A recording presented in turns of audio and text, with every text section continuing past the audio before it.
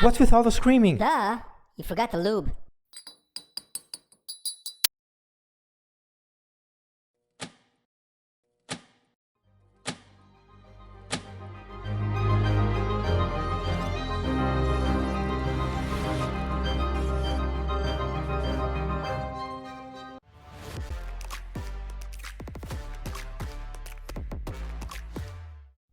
In this episode, we're fabricating a right side engine drop-down bracket. This bracket will secure the engine to the frame bracket.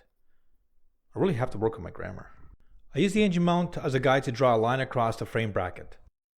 Being away for 3 months, my camera and video editing skills are a bit rusty, but I'll shake off the rust.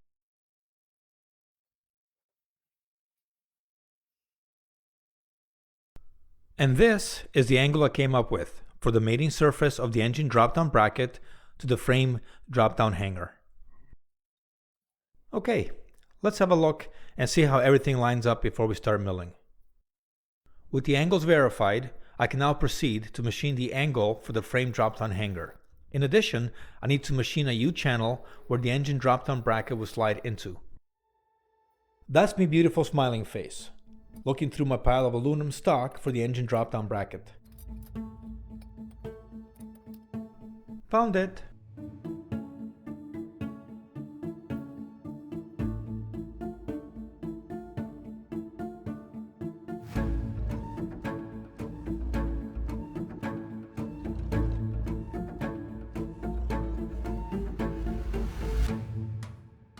It's time to see how this is going to measure up, literally. Okay, that was corny, but let's get to it. With the correct measurement safely stored in my memory bank, it's time to mill this part into a precise work of art. Is it skill or luck? In my case, it's 70% luck and 30% skill. But hey, whatever works, right? Please excuse me while I tune this part with the finesse of a Swiss watchmaker.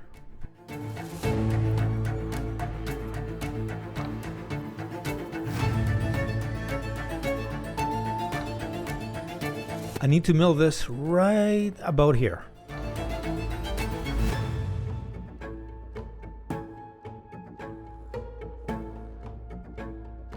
Does it go this way or does it go that way? Yeah, it'll all work out. There are moments when you realize you have no idea what you're doing, but don't let that stop you from moving forward. And now, the moment of truth. Will it line up, or will I need to start from scratch?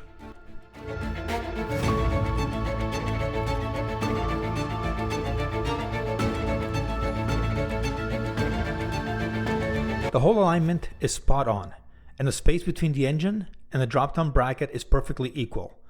That's definitely a good thing.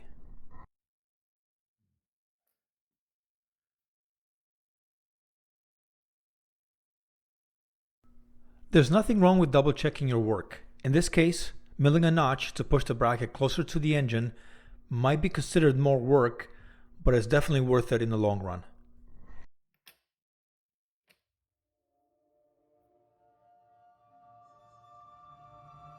Hey there, awesome people. If you loved this video, or even if you didn't, give it a thumbs up so we know you're still with us. And while you're at it, hit that subscribe button so we can spam your inbox with more amazing content. Oh, and leave a comment below. We'd love to hear from you. Next, I'll drill a hole for a bolt to pass through both pieces, securing them together. The challenge here is getting the angle of the hole. I've made mistakes with this before, but have picked up a few tips along the way.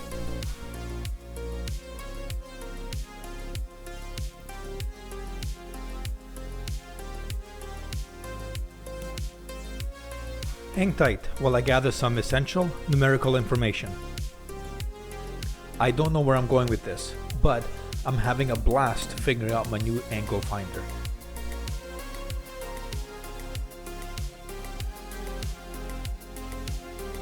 Technology is great when you know how to use it, but if all else fails, you can always rely on a tried and true method. Place the part with the correct hole on top of the part you need to drill. Align them as they will be when bolted together. Align the drill bit with the angled part. Tighten the part that needs to be drilled. Remove the first part and start drilling. Why make things more complicated than they need to be?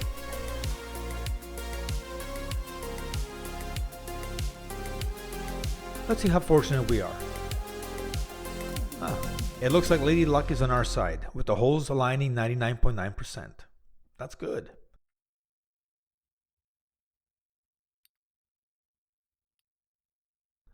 Now, the real test will be the fit.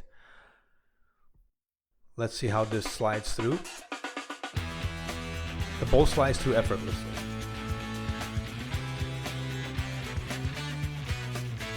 The next step is to machine out a counter bore for the bolt head.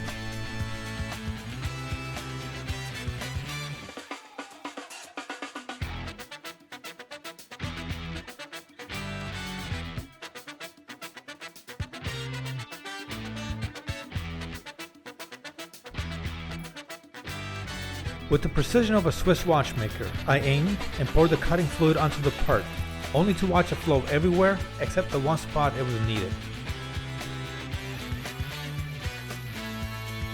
Next time it's pour before I drill.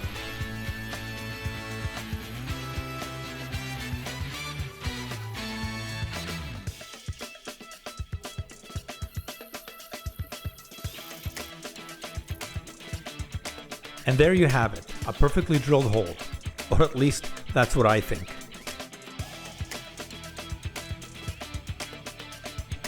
This counter bore is different and needs to be drilled at the same angle as a bolt hole. I drill more holes than a Swiss cheese factory, and yet sometimes I still manage to miss the mark. Oh well, here we go.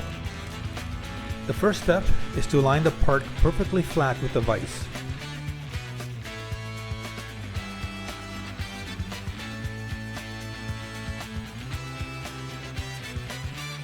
I'll double check this using my new angle finder. Not that it matters, I just want to.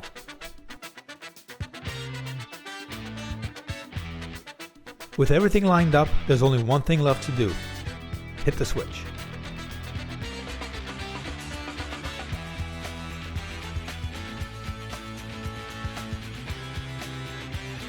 With precise adjustments to enlarge the hole, I press on.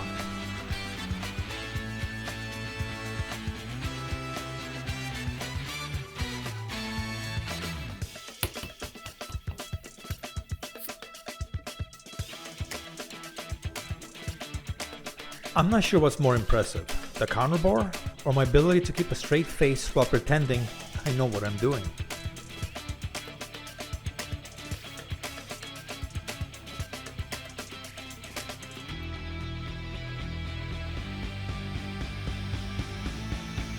Either I'm about to show off my mad skills, or I'm going to be spending the next 20 hours deleting evidence of my failure and reshooting the entire video.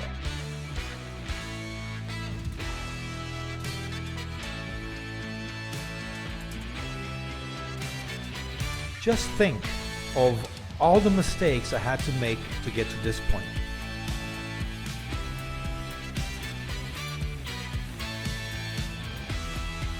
And that wraps up this video. I hope you enjoyed watching it. The part isn't finished yet. I still need to fine tune it, and that's coming up in the next video. Remember, always hug your pets. What now? I use a cutting oil. But now where I have to cut.